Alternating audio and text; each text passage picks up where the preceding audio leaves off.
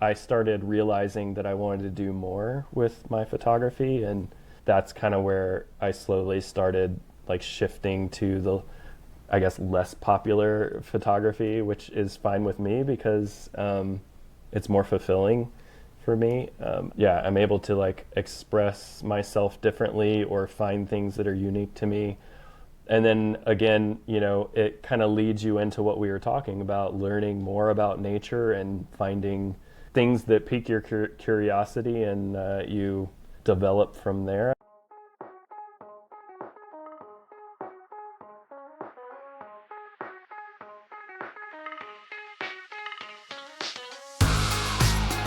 Well, hey everyone.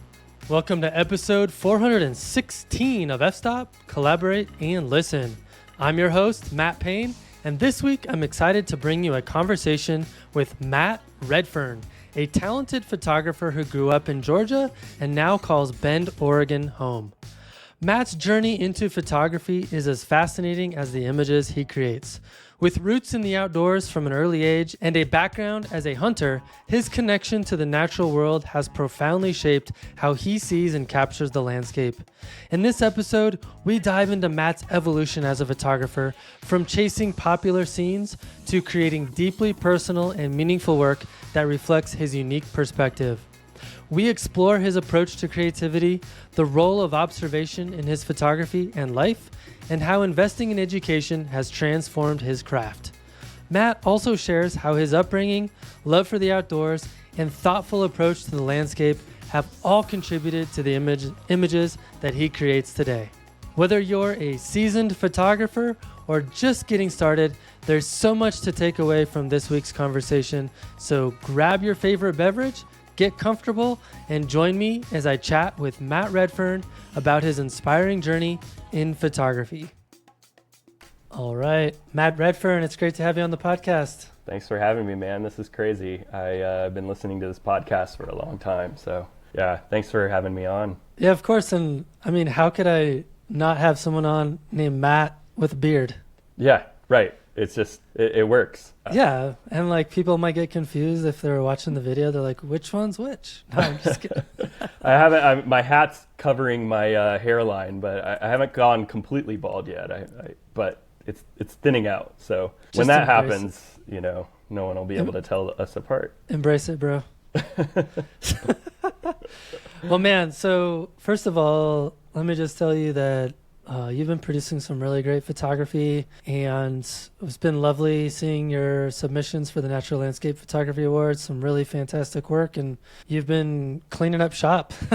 Whatever. No, I appreciate it. That means a lot. I mean, I'm a huge fan of what you're doing over there, so it's pretty awesome. My buddy and I have actually, we talked about this lately. It's like we talk about how if there was such thing as a Lifetime Achievement Award for photography or landscape photography, nature photography, we'd definitely vote you in on that, because like, you're doing so many things, man. You're like, you got this podcast going for so long now. You got NLPA, you've got, you're doing a bunch of writing, and I mean, I guess there's probably, you lead like workshops, and I'm sure you also have a family life too, which is probably like, I don't know how you handle all that. That's amazing. So yeah. Yeah, I appreciate that.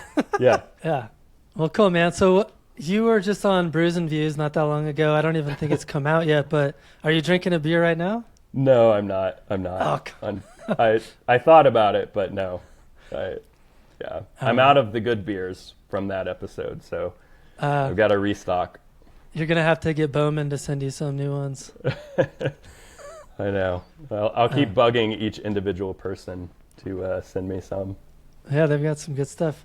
Oh, yeah. Well, Matt, for people who have never heard of you before, aren't familiar with your amazing photography, tell us a little bit about yourself. Yeah, so I am originally from Georgia. I've been out in the western side of the states now for 10 years, and I've been specifically here I live in Bend, Oregon, and I've been here for now a little over 3 years. And yeah, I mean, hobbies include snowboarding, mountain biking, hiking, vacuuming up my dog hair in the house.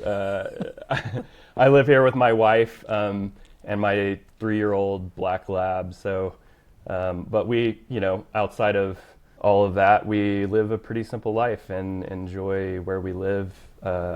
There's a lot of access to nature out here, so something we highly value. But I feel like Bend is like a cooler version of where I grew up, which is Colorado Springs. Like, oh yeah, climate's very similar. The whole setup is similar with the mountains to the west, and it's kind of like a dry, high desert situation. But Bend is a little bit more progressive. Okay. Yeah, I've never been to Colorado Springs, but I've heard great things about the landscape there.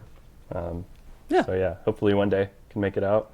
Yeah. See more of Colorado. Yeah, it's a great place. So what do you do for work? I work in IT for a healthcare system out here in the Pacific Northwest. Okay. So yeah, I do like clinical EMR work. Nice. Yeah. Which EMR is it, like Epic or? Mm-hmm.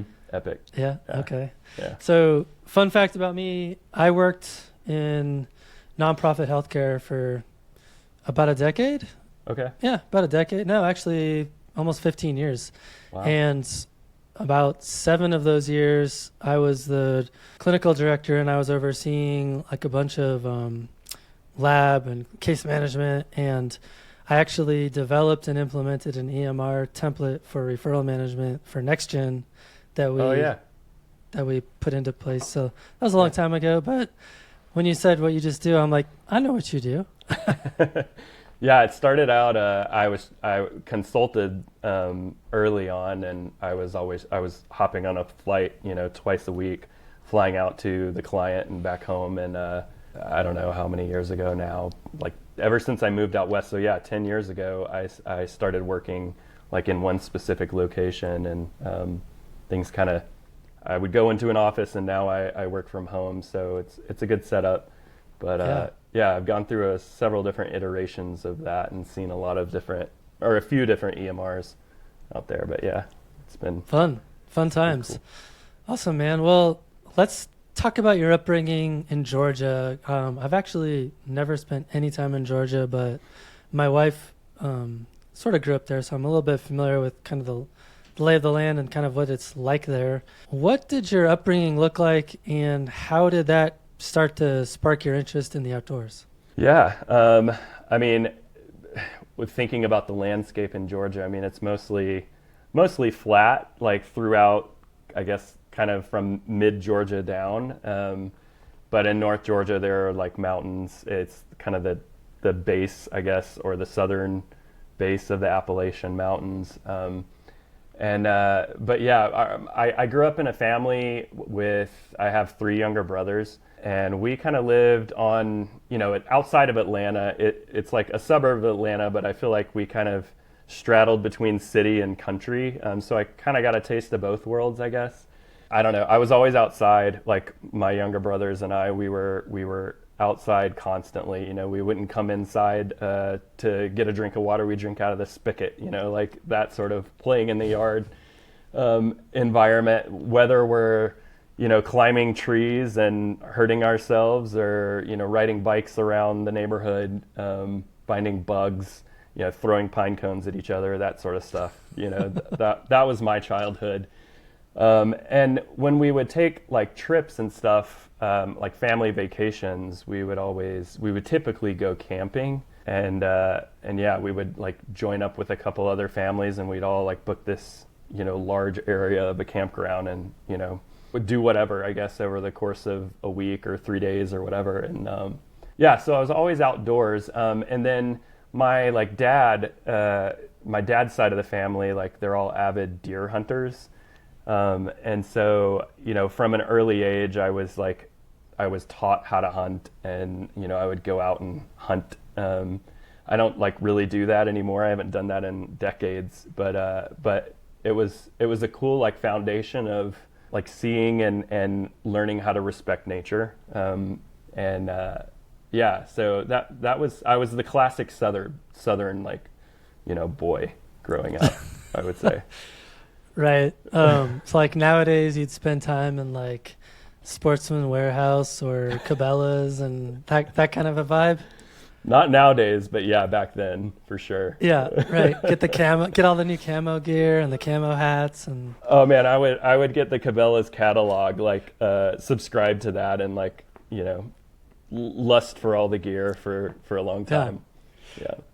yeah. It's funny because I don't mean to make fun of Cabela's because actually my wife and son and I went into a Cabela's for the first time this year. I don't remember why. We were in Denver and we had like some extra time and it was like, oh, let's see what that's like. Yeah. And we were like, okay, this is actually kind of cool. Like I got some new pants for hiking and Yeah. it's actually, they got some pretty good stuff there. I've actually never been in a Cabela's, like, oddly. When I got a little bit older, they started like building Bass Pro Shop. That was the big one near me. Yeah, But I think this was actually a Bass Pro Shop, actually. oh, okay. Yeah. Yeah. I don't know. We don't have any of that here in Bend, though. We have Sportsman's, as you mentioned, Right. which is cool. And I find some gear there. And probably REI and that kind of stuff, Mhm. I would assume. Yeah. Yeah. Okay. So it's interesting that you brought up hunting because I can't remember who I was talking to recently, but we were talking a lot about how nature photography, and especially like a slower approach to it, is very similar to the approach you would take in actual game hunting. It would be nice if we could convince people who like to kill animals to just pick up cameras and like you get a very similar rush out of it when you find something really cool, and in the process you're not killing something. Exactly. Yeah. No, that's funny because I've joked with like my parents who, my dad still hunts, and I was like, yeah, if I were to go hunt, I would probably just use my camera for the shooting instead of, taking a gun with me, because, it's like I'm still in nature, and yeah, I don't know, hunting. There's a lot to like hunting and different forms of hunting, but Yeah. I felt like it translated pretty well for what I do now. Yeah. So let's talk about how your interest in photography started. What did that look like? Yeah, so I guess early on, I felt like I always had like a camera nearby. I remember my earliest memories. My grandfather had this like film point and shoot camera that I don't know, somehow I ended up with, and I would put batteries in it. There was like no film, but I'd go around like framing things and like hitting the flash, because I love that, like seeing the flash go off for whatever reason as like a really young kid. And then I, from there, get older and disposable cameras came out, right? And so you're going on a trip and you buy a handful of disposable cameras and just like burn through them. So, and then like fast forwarding to college, I had like a point and shoot Canon PowerShot like camera that I mostly used to like make stupid videos of me and my friends doing pranks and stuff. But funny enough, I actually took a digital photography 101 class with that camera and didn't even have a DSLR. But I always felt like I enjoyed that tool, like having some sort of fascination with the camera, even though I wasn't really using it like I use a camera now, of course. But I would say things kind of started shifting to more like wanting to use it as a little more creatively, and when I became good friends with a buddy of mine who to this day still does like film, and I met him in college, and he was kind of showing me a little bit more of like the artistic side of using a camera, and that was around when I was taking this class too. So I'd say that became more of the influence to using it, and using it more to document, I guess, experiences, not necessarily in nature, but travel and whatever, just being a little more artistic with the camera. Totally. So yeah, that was kind of the, I guess, early influences for where I am at now. Yeah. And when did you decide like I'm going to take this seriously? Like what was the moment that happened? Okay, so out of college, I moved to Korea. And I taught English for a year in Korea. And I, around that time or just before that, I bought an actual DSLR and started like tinkering with it. using it manually and stuff. And again, enjoyed the tool. It was fun to play with and capture moments. And so I used it for like traveling and capturing experiences for a long time. I moved back to the States after that. I got a traveling job where I would, we talked about where I'd fly to different locations to work. And so I'd always have a camera with me. But it wasn't until I moved to California, Southern California, where I started, it became a big part of that artistic side or that desire when I started going into nature a little bit more. My buddy that I mentioned in college, he lives in California, so he and I would go out to Joshua Tree, and he showed me how to like dial in the exposure for Milky Way photography, and that moment was just, I think a lot of us have who have done that, like you just see the Milky Way on the back of the screen and you're like, whoa. Yeah, and you're like, holy cow. This is amazing. This can do that. Like I can see that with a camera. Yep. And so I think that was maybe the defining moment where I was hooked to like actually do it in nature. And from there I start getting out more into nature. Like whereas before it was a lot of like experiencing the city. And I found that I started returning a little bit to my roots of like being in nature and having these experiences in nature and loving that subject matter. And so I guess that's pretty much the shift that took place for me wanting to experience or like to solely shoot nature. And I think I decided in like 2019 that like, okay, nature photography is what I want to focus on. I dabbled in a bunch of other forms of photography, like shot a wedding or an engagement shoot or, stuff like that. And then decided, no, this isn't my thing. I want to like focus in. So that was really the pivotal moment, I think. Yeah. And I think in our correspondence, you had mentioned that at some point you kind of realized that you wanted to use photography as more of a personally meaningful process of kind of your experience, not just kind of like documenting what you discovered and documenting your travels and, being a historian, which there's nothing wrong with those activities. But I'd be curious to hear you talk about why you decided to shift towards a more kind of personally meaningful approach. Right. Long answer incoming. Okay. I think, it's all this like moments like building up to that, right? Like in California, I chased a lot of these scenes that were scenes that I saw on social media. Like I guess many of us do. We find influences and we want to go and capture that location. Right, like the winding road with Half Dome behind it, and yes, the big rock with the Joshua Tree, and like all of those ones that everyone all of that, man. Yeah, absolutely. Or the Forrest Gump Road in Monument Valley, like that kind of stuff. And I didn't do a lot of that successfully. A lot of that was me learning how to actually compose or to edit through that or whatever. And so I don't know, doing that for a long time and kind of being in that framework of mind was I was in that for a long time. And I think little moments kind of pulled me out of that, or I started seeing flashes of like what is a little bit more unique to me. So I was, I'm learning through this time, right? But I remember a defining moment. There was this moment in like Big Sur, I don't know what year it was, but where I'm like, wide angle lenses on and I'm, hanging over a cliff somewhere or whatever, trying to shoot some scene that I don't know that, I even have anymore. I probably deleted it. And I just noticed these like backlit grasses, like on this bank or on this cliffside over to my left, and I like threw on the long lens and I focused in on that. And I remember, it's a terrible image. I wouldn't put it in my portfolio now, but it was this flash of like, I remember taking it and being like, whoa, okay, this is more me. And I think that was like a defining moment that actually from there I kept on chasing the same sort of scenes that I always chased.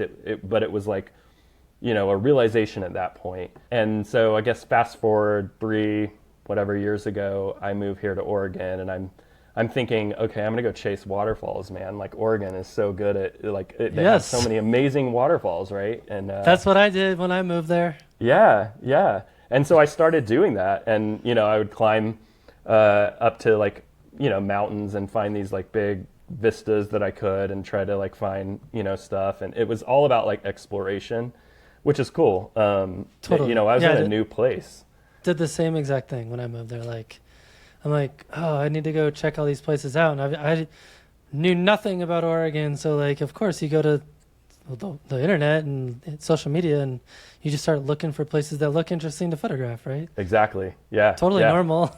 Yeah, for sure. So and thankfully around that time I met up with a friend who lives in town, and now we're like we go out and shoot all the time, Alex Jones, and he and I from like almost as soon as I moved here, like I knew he was here already, so I reached out to him, and we started like going out together and to these places, and he would show me like specific waterfalls and places that I was interested in, like these grand scenes, right? And so we did that for a little while, and I captured those. But there was like, as we're like talking and stuff, I don't know, it came up in conversation at some point, like Guy Tall's books. And so, when he mentioned that, I love reading, and so I'll read everything that I can get my hands on, mostly nonfiction. Once I Got one right here. I got it too. Once I got the first one, More Than a Rock, that like changed my life. It changed my whole perspective on all of it, and it kind of slowly started chipping away at that, like going out and finding, this exploration sort of thing, and like focused me in on creating what I would call more meaningful photographs for myself, which is, there's been like layers to that. What I would describe as meaningful images for myself now are a little bit different than maybe what I would have thought about a year or two ago. But yeah, that was a definite shift, and I started finding as I got more into more intimate photography sort of stuff, that I was able to find like stories that felt unique, and I just got hooked with that. Like I loved going out and not necessarily planning anything, but like walking around and finding a scene that spoke to me in some sort of way, and like creatively arranging the elements in that scene to like make a photograph that hopefully to others, like they saw what I was trying to say, essentially. So yeah, That's awesome. Let's peel that onion a little bit. So one of the things I've been talking a lot with my friend Michael Bolino about is kind of this idea of personal expression in photography, and we both see ourselves as kind of like pretty emotionally stable, don't have a lot of issues going on. When we're out photographing stuff, we're not necessarily thinking about saying something. We're just like kind of what you described, like you're walking around and you're responding to something that speaks to you, and you're trying to make sense of it with the camera, more or less. Is there more to it than that for you, or are we trying to overcomplicate this process? Like, what are your thoughts on how deep does that go? I think I know what you're saying. I would say, well, the images that we find and we make are typically, there's a uniqueness to who you are as a person, right? And who Michael is as a person, and who I am as a person. And we all like prime ourselves for finding those things in a different way, I guess. Like, my whole life has taught me all of these things, and your life has taught you different things potentially. And so I think that's the number. Like, what is it? In order to make interesting photos, be a more interesting person or something. Totally. Like, that I totally see that, right? And so I think there's an element of needing to like know, I guess, first, like backing all the way up, like you need to have these tools in your tool belt of like learning certain things and certain maybe certain styles or techniques or whatever that you can use when you find a scene like that. And I feel like I spent a lot of time doing that. But I guess I'm naturally an observant person. I observe not only nature, but like I'm fascinated by the way people think, and I like observe how, like people groups or, people specifically or whatever.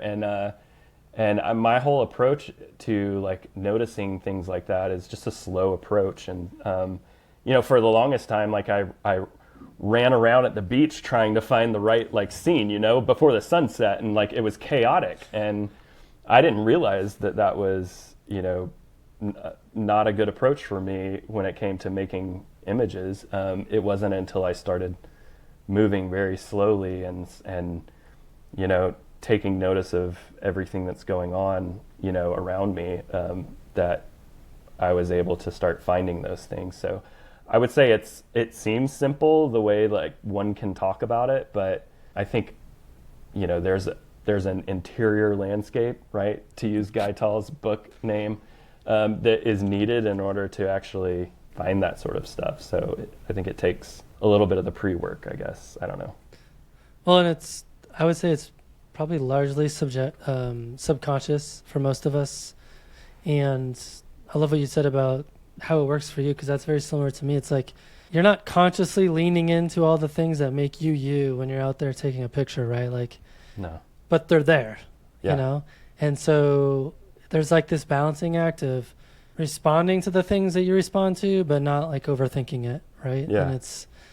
And I as you were describing running around on the beach, I'm like, that was me for like 4 years. Like that's all I did is, dude, oh my God, the light's getting good. I better figure out a foreground.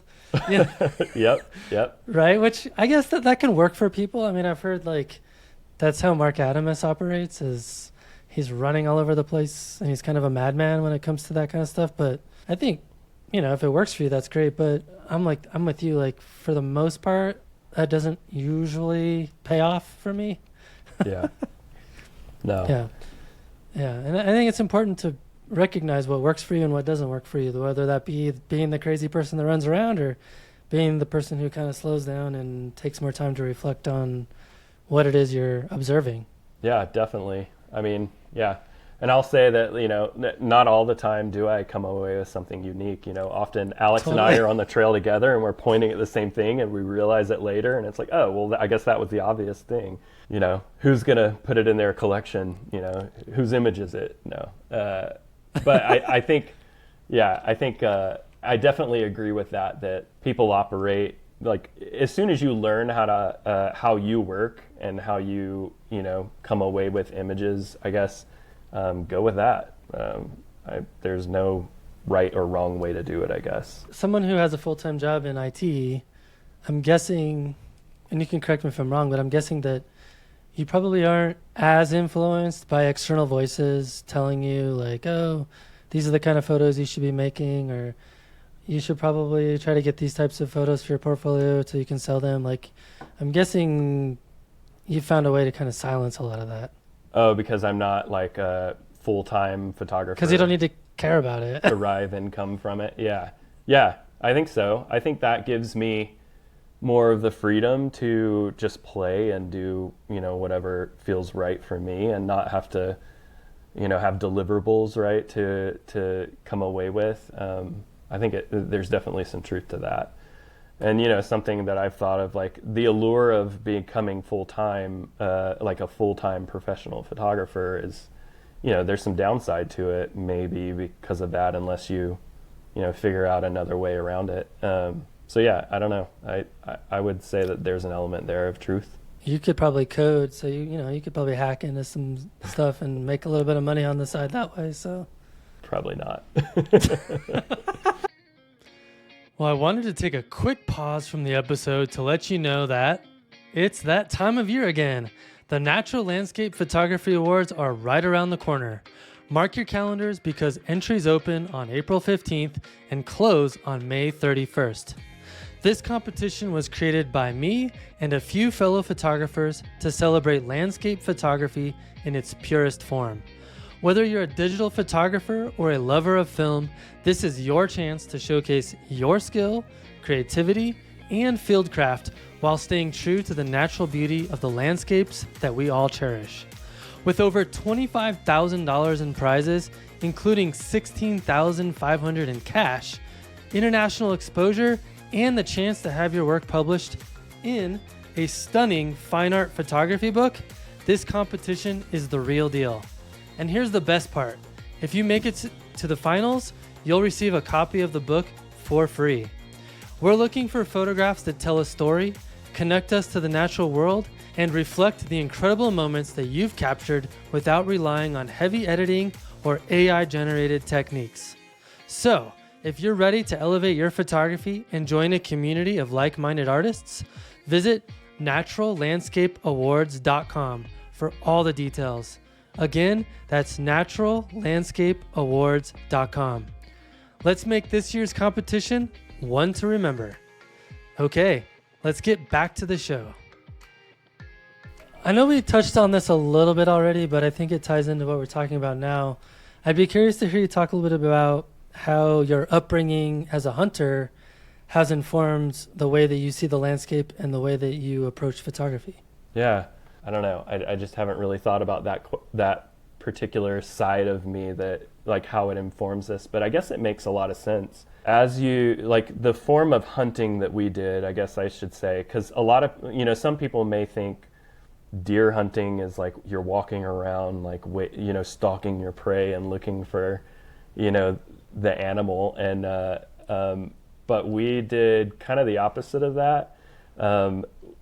First off, we didn't have our own land, so we went out to like government managed land, and we would carry these like tree stands on our back, and they would like break out into two pieces, right? So you would like hike in, you would strap the foot part to your feet, and then you'd have an upper body part, and you like inchworm up a tree, right? And you sit there and you wait for hours on the animal to come by, and so I guess that like aspect of sitting there and trying to and looking around at all the details, and most of the time I'd never see deer. It was always like other wildlife that I would see, or I would notice like the sun finally coming up, because you hike in like the dark of the morning, or you hike in the afternoon, and you're sitting there until dark. And, we would hike in without like a specific trail. You're like bushwhacking through. And so I guess all of it, like I got super comfortable being in a dark forest by myself, like in a lot of it, or my dad would usher me in and then he'd go somewhere else and I'd have to like sit there by myself. And navigating, like learning kind of the natural features of the landscape. But yeah, all of that, like observation, I think was specifically kind of the thing that I think back to. Like I replay this memory in my head. For whatever reason, I remember this like one scene where I was sitting really high in a tree one day, and this fog rolls in, and like the sun comes up, and there's like light beams coming through, and these birds are playing over here on the ground, and I don't know, it's like scenes like that I think back to, that was pretty cool about it. So I think it just gave me more of a comfort in nature than anything. And, we did learn a lot about respect and respecting the wildlife, respecting nature, not like destroying nature. But yeah, it's been a long time again since I've done all of that. But I don't know. I think it's a kind of an interesting foundation. Yeah, I mean, I think developing those observational skills is probably something that doesn't come naturally for a lot of people who might have grown up in the city or didn't spend a lot of time outside, especially observational skills as it relates to the outdoors. And I think I was lucky that I had a very similar upbringing, like going camping all the time and hiking. And, I got obsessed with rocks and geology and all that kind of stuff. And my appreciation for other stuff came later. But I think it helps if you can foster and grow and maintain those kinds of things that you're super into as a kid or a young adult. And I'd say if you don't develop that stuff then, there's still time to do it later. Yeah. Yeah. So was geology like a thing that you got into before? I know you like climbed a lot of, how many peaks in the tallest peaks in Colorado? I've climbed the highest 100 mountains in Colorado, but I've Amazing. probably climbed, I don't know, like 200 something total. So was geology like the kind of the foundation that like drove you to doing that, or something else? No, I think the geology was just something I came to appreciate through that process of being out there. And, Okay. it's especially when you're above tree line like that in Colorado, like it's nothing but rocks. Yeah. So like you start to see really crazy stuff and you're like, how did that happen? And so you get curious. And I remember actually the very first 14,000 foot mountain I climbed when I was 6. I got to the top of the mountain and my pockets were full of rocks. And my parents were like, are you going to carry those all the way back down the mountain? And I did. Yep. So yeah, I was just like, and a lot of it was like fool's gold and stuff with like Yeah. quartz formations in it and, That's just cool. whatever. But like, yeah, I got really hooked on finding interesting rocks. And Did you have like a That's- polisher or like tumbler and all that? I did have a tumbler Oh, when yeah. I was growing up. Yeah, totally. That's awesome. Used to tumble my own rocks and yeah, it was fun. That's cool. Well, I mean, I can relate to all of that because like I feel like I'm catching up to that now as I'm out photographing. I see something that like piques my interest. It makes me curious, and I want to learn more about it. So I've done some deep dive on like geology and watched some YouTube university stuff on that. It's fascinating, and I live in such a geologically rich area. There's so much history here, so Definitely. it's been cool to explore that as well. But yeah, the passion kind of leading you into learning new things is cool. It is cool, yeah. And that's what I love about photography is that it's so synergistic with those interests, like whether it be, animals or plants or rocks, like whatever your jam is, tying that into photography, it just like accelerates your interest level in both the things simultaneously. And Yeah, I just love that about photography. for sure. Yeah, Yeah. I completely agree. So let's go back and talk a little bit more about kind of your journey as a photographer. I mean, you talked about starting out chasing a lot of popular scenes that you saw on social media. I did the same thing, by the way. That was all I did for probably 4 years. Seriously.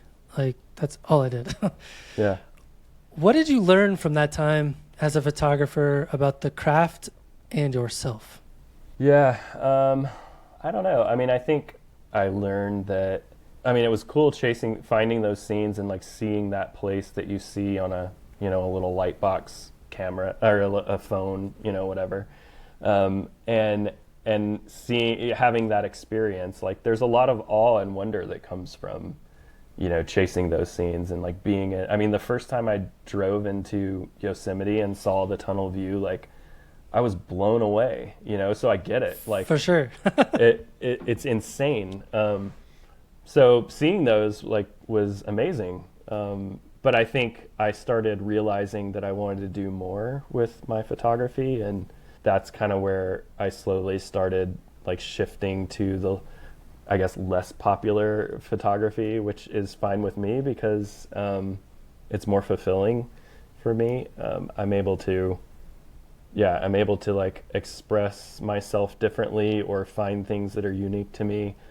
And then again, it kind of leads you into what we were talking about, learning more about nature and finding things that pique your curiosity, and you develop from there, I guess, more. Like one of the biggest things, where I'm at now is like, I went out like photographing this past weekend and to an area I'd never been to. And which is wild because I've been here 3 years, and this place was only like, it was less than an hour away from me. And I hiked, what was it, like less than 3.5 miles, and it took me 5 hours. And it was like only 800, feet of elevation gain and descent. But I don't know. And I took a lot of photos because I saw a lot of things. But if, I still haven't pulled them off the camera.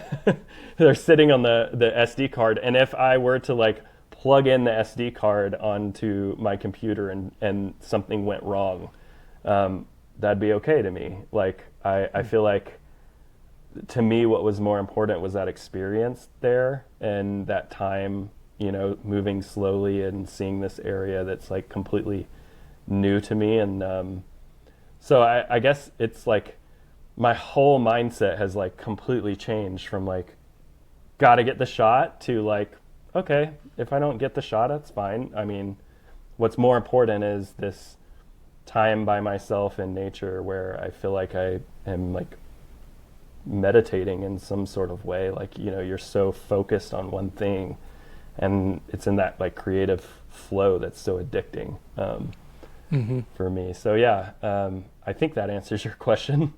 Yes. Well, I mean, you mentioned that you realized that you wanted to do more with your photography or get more out of your photography process. What goals do you have for your photography going forward? Yeah, I always struggle with this because even in my professional life, I'm not like great at goal setting. Where would you like to be in 5 years, Matt? How do I know the future, right? I would say, like, first, I guess the loose goal is to, never stagnate, essentially, or never really, like, give up on learning and growing. Like, continually explore and play and allow myself to fail, like whatever that means, right? Like, and I think that ultimately is like what I want to continue to do.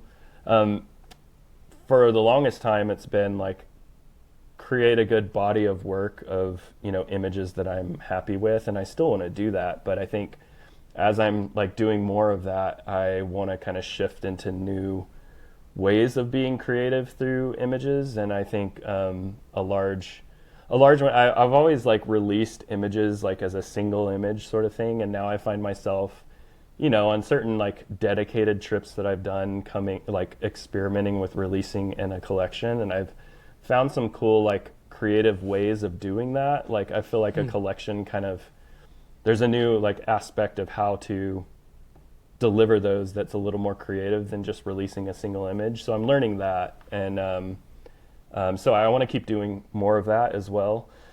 Also, I don't know, in some physical form, I'd like to, I don't print a lot. I've only really ever printed when people ask for a print, and, I'll go through the process to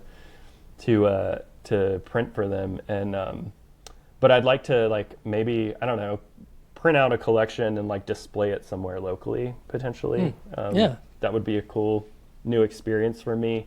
I don't know, in the future, maybe have some hard copy form of it. Like I've only ever seen it in there's a local book here in town that I have some images in. And then an LPA, like I have a couple images in those books. And outside of that, I, haven't really like printed out work to display in that format. So that would be cool in the future. I'm not even planning for that right now. So that's like way in the future goal. And then I would say lastly, like to, in some format, give back. I'm always on these trails and, I'm always out in nature and I'm so connected to it, but like, I feel like I'm capturing things from it. I'd like to be able to find ways to like give back, the best that I have done is like, I'll carry my dog's poop bags with me and pick up trash, right? But, there's got to be something more I can do, right? So finding, sure, like thinking through that sort of stuff, like how that would look for me, maybe locally and stuff. And then, I don't know, in some format, like giving back to the community at some point, in some sort of way. I have always like enjoyed teaching, but I don't know, how that would look for me. So yeah, those are kind of loose goals that I've only really thought about, lately, I guess, for a lot of that. Because I made you. Yeah, because you made me. It made me think about this stuff. So yeah, I mean, maybe I'll like check in with myself, mid-year and see how it's going. I don't know. I like that. I want to go back and talk a little bit more about collections, because that's something that would like to do more of as well.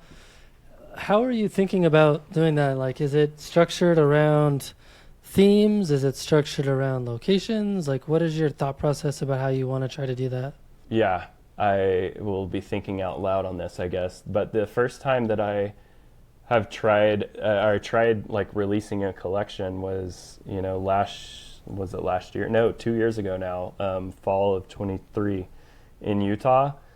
I was out there for like 2 weeks. Alex and I drove down from here, and it's 2 weeks worth of images that I felt in that case like I had enough images to maybe release as a collection.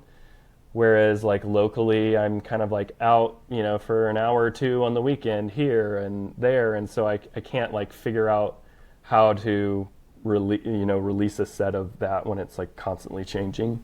But Utah was a different sort of experience where I could then release everything in one go. And I don't know, my process was to essentially get back and look through the images and see what what are the images I liked first off, and then kind of pare them down from there, and like, okay, well, even though I like this image, like what are some constant things within this trip or these images that I'm seeing, and moving images around in Lightroom and trying to figure out, okay, like what, maybe there's some certain images that go well together, and like whether that's, color, subject, or there's like a unique story to it. That was kind of like an aha, like, oh, okay, there's more here that I could use with releasing a collection. So, I released that one, and, you can go and see it now. But I'm also working on a collection from this fall. I went out to the Oregon coast, and we haven't really spent a whole lot of time on the Oregon coast. But, I did back in March as well for a little bit, and was like, oh, I got to come back here. And I have like a ton of images from that I'm currently working through. And I'm like seeing what feels like a completely different way of putting that collection together, where, not one single image really gets the point across, but it's a collection of, say, these 3 images in a row that like maybe get the point across. So I'm experimenting with that, but that's pretty much as far as I've gotten with I like it. with collection. Yeah, no, it's something I've been trying to think about how to do better, because my whole process is still related to the way I had started photography, which was trip based. Which it sounds like you're kind of similar, but like mine was just like tell the story of the trip.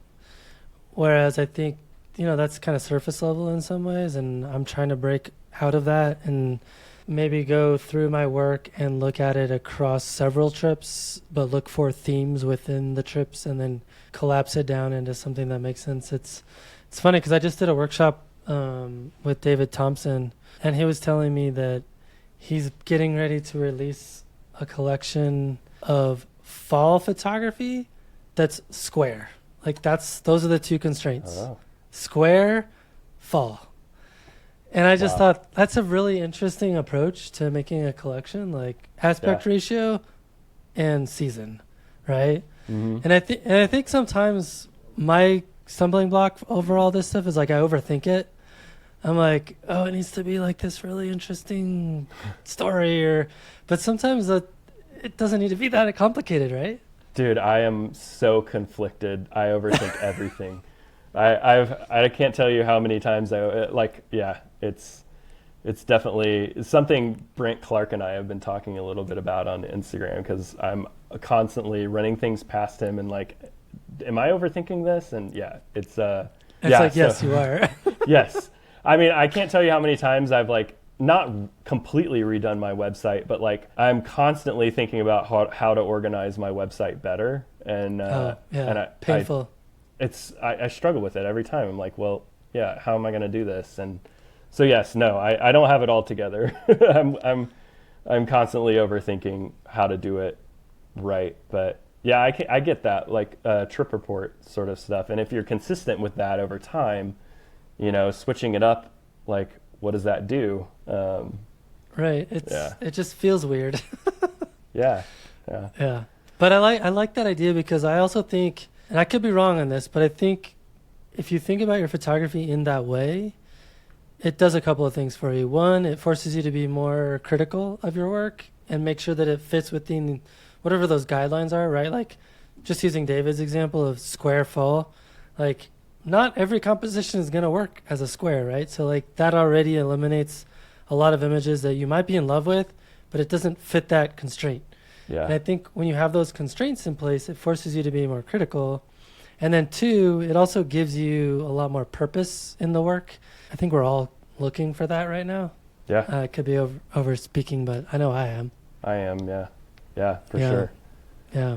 No, I definitely agree with all that. That's I don't. I'm thinking about like how many square images I even have in my. I don't really have that many, but yeah, no, that's cool. I'm excited to see his collection. Yeah. Yeah. I love his So- work, so I know it's I mean, gonna be great.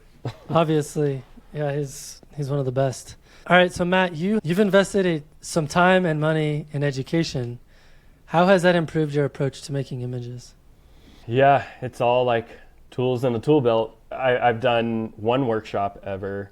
I've watched a lot of YouTube, back in the pandemic days. And I've done a lot of reading. I've let's see, Eric Bennick's critique groups. I've like joined a few of those. I've purchased tutorials, all that sort of stuff because, and it changes over time, right? Early on, it's like technique, and then it's like more about, recognizing certain things.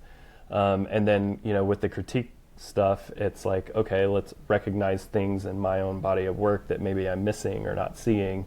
And I feel like, I never want to feel like I've like fully arrived. Like here I am, I know everything. So I think constantly learning is important. And nowadays it looks a little bit different. Like I feel like I for the most part know at least technique shooting. I could use a little bit of editing help sometimes, personally, because that's my least favorite part of the whole process. But I think, yeah, it changes over time what maybe you recognize in yourself that you need help with, and I want to always recognize something that I need to like learn and grow with. Now my education kind of comes from peers' feedback, talking things out, that sort of thing. But yeah, I'm definitely, I see a whole lot of value in investing in yourself, and if it's something you want to do, like if you want to learn and grow and kind of have all those tools ready to go for like when you're in the field and recognize something or like seeing something, knowing how to capture it and whatever. I think it's an important part of the process. Yeah. And I think part of the challenge a lot of people face right now is that there's so many choices in who to learn from.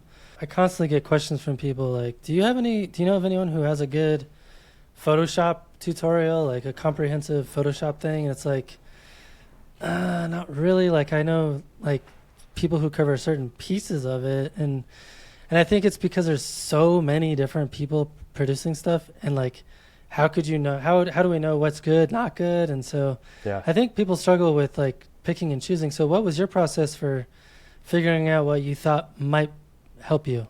Ooh, yeah, that's a great question. I even struggle with this too, because I had a buddy of mine ask me recently, like, hey, I want to, get a tutorial for my my wife, and I want to, like, where should I go? How should I, what should I do? Where is the tutorial? And I'm like, yeah, good question. I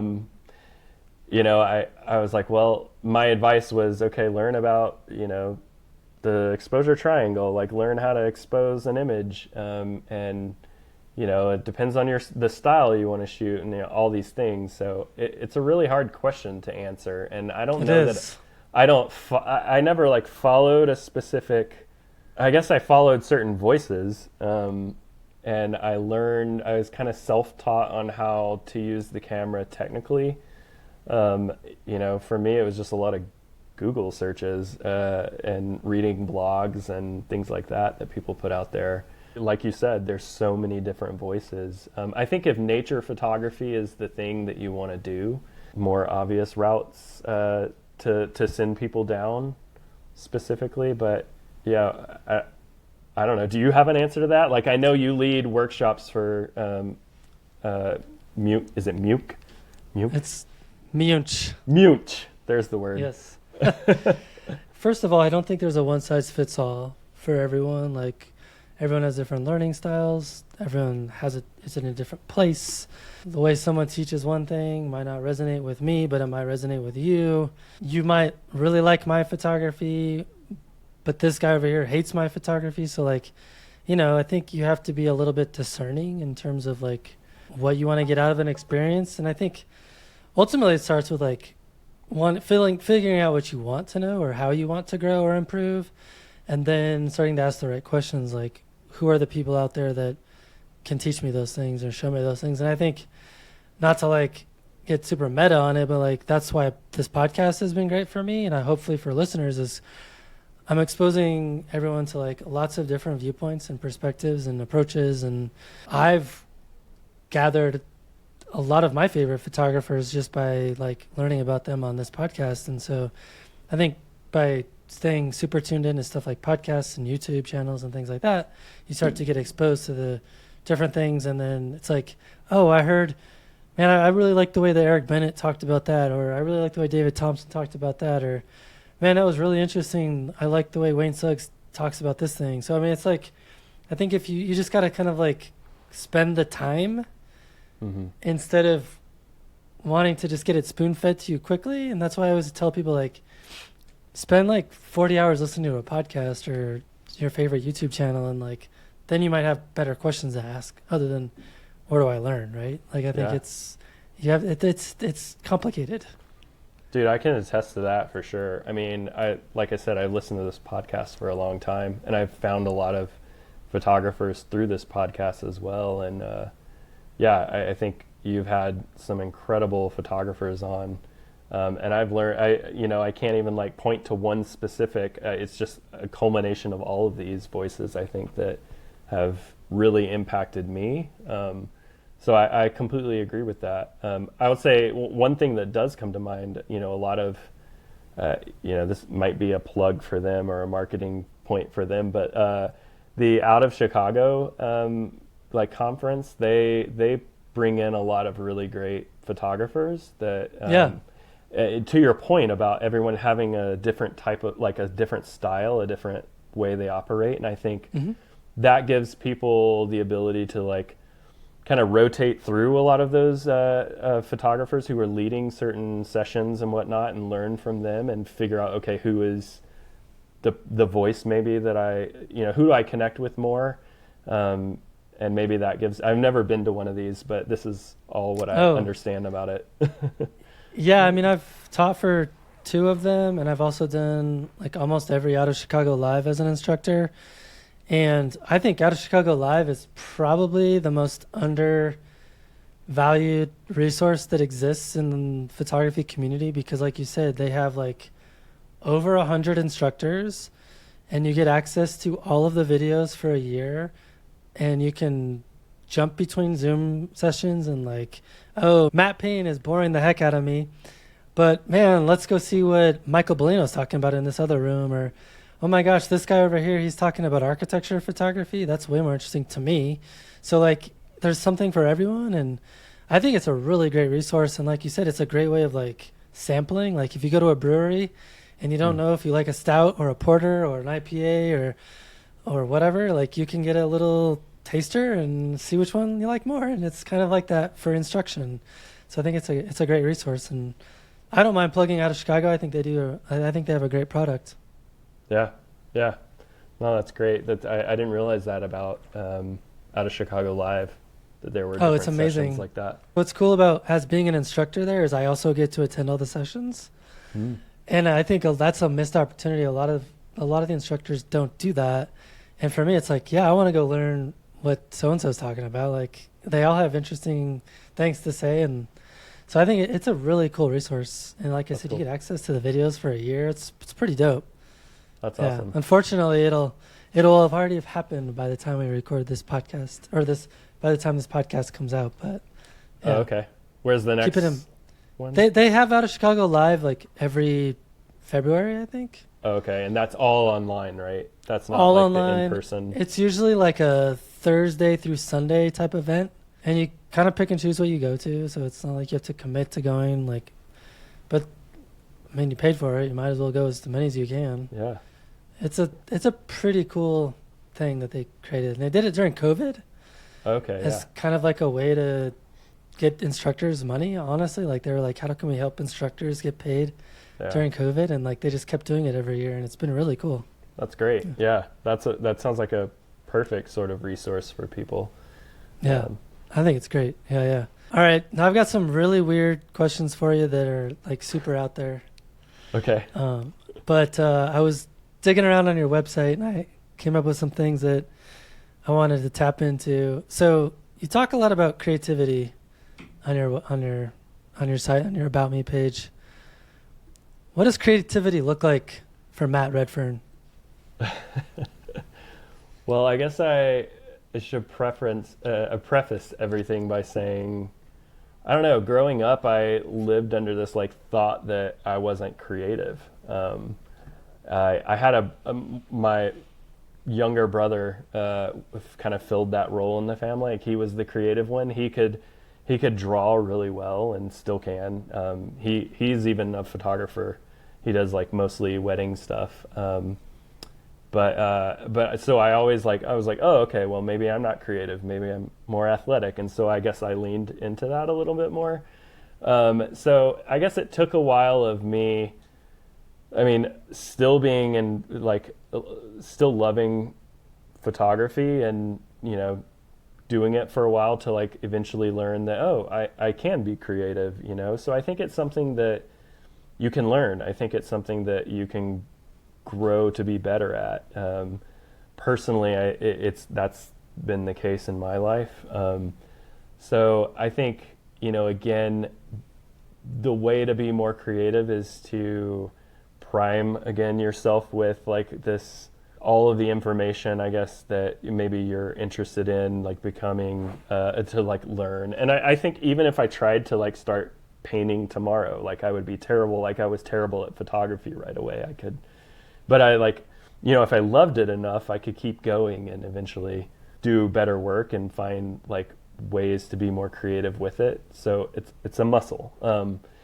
But yeah, and then I think from there it's like finding, like we talked about, finding ways to put yourself that's uniquely for you into like that creative flow and cut out distractions and just be in the creative moment, whether that's, you know, you operate by running around on the beach trying to chaotically find something, and that's the way that it works for you, or if it's, you know, like me, where it takes 5 hours to go 3 miles, and but I think that it's all about like being ready for it and learning the, you know, quote, rules of it, even though there really aren't rules, but like learning that foundation, being ready for when you do find something that is unique for you and operating out of that. So I think we talked about a lot of that, but like, you know, I heard it first from Guy Tall, like the difference between divergent thinking and convergent thinking. And, you know, that really resonated with me because like divergent thinking, when I'm out in the field, I'm like scanning around and I'm, you know, maybe I go there thinking, you know, this particular area might have ice right now because it's winter and it's cold, and I'm, you know, I naturally go there and start looking at all this ice, but I don't necessarily want to put all my eggs in that basket and like get hung up on just looking for ice. I give myself the mental space and the, you know, my feet literally to move very slow so I don't just look at the ice. I look at all the other things, and you kind of learn how, I guess, through doing that over time, how to to find more things. And I think the creativity part is just, for me, it's a discovery of like what's around me and a curiosity of what I see. And every once in a while I find something that's like pretty unique. And yeah, I guess that's how I operate from a creative standpoint. And then, you go back to the computer, you plug in your hard drive and upload everything, and then the convergent thinking starts, where I'm like converging on all these ideas. I'm applying some edits to those and trying to bring the idea out. So I don't know, that's, I guess, my basic understanding of my own creative process. I love it. All right, Matt, who do you recommend for the podcast? Who are some people that our listeners need to know more about? Yeah. So first off, my buddy Alex Jones. Yeah. I love his work. It's good stuff. Yeah. He's someone that, I've, again, spent so much time with in the field. And like, while on hikes, we'll be like shooting something, or we'll be talking through like certain things, and like feeding off of each other. It's been great. And I really enjoy like what he sees. Like, it's amazing, just seeing the things that I walked past and, he shot. And you're like, how did I miss that? Yeah. So that's been super cool. And he's a great guy. He's fun to hang out with. And he would definitely be someone to talk to, even though I've heard all of his life stories and stuff.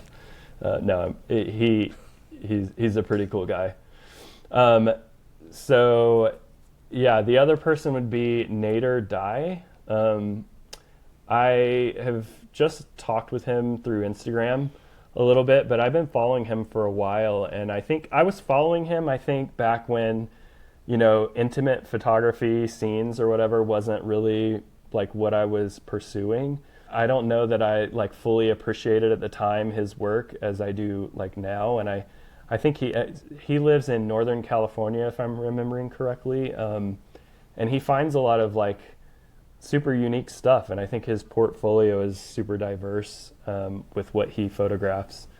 So I'd love to hear more about him and, hear him on the podcast. The other person similar to Nader is Jack Crone. He lives in somewhere in Washington. But I find he's often in this area too, like my area. We've chatted a little bit as well. So I see familiar scenes and I see his take on these scenes, and I'm inspired by his work as well. Again, another diverse portfolio of images. So I'd love to hear more about him. And then there's Eric Bush.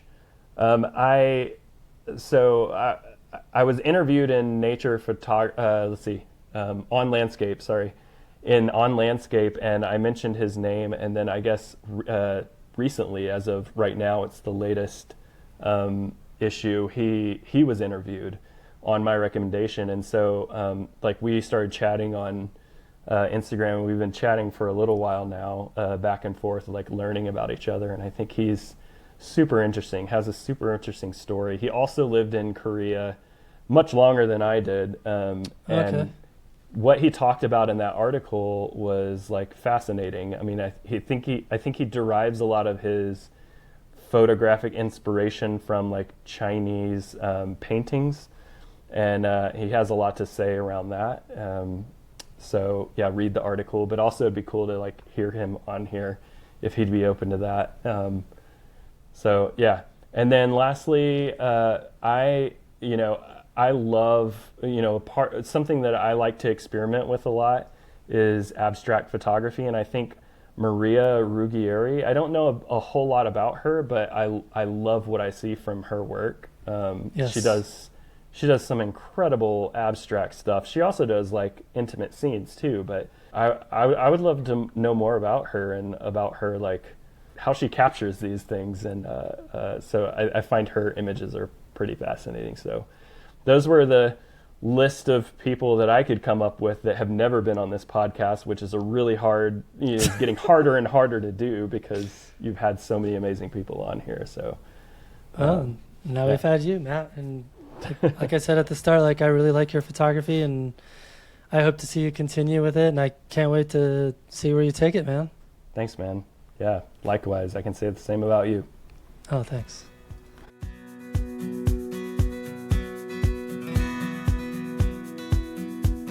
Thanks for joining me for another great episode. A big thank you to Matt Redfern for sharing his journey, insights, and thoughtful approach to photography. I hope you found his story as inspiring as I did. Before we go, I want to remind you about something very exciting. Entries for the Natural Landscape Photography Awards reopen on April 15th.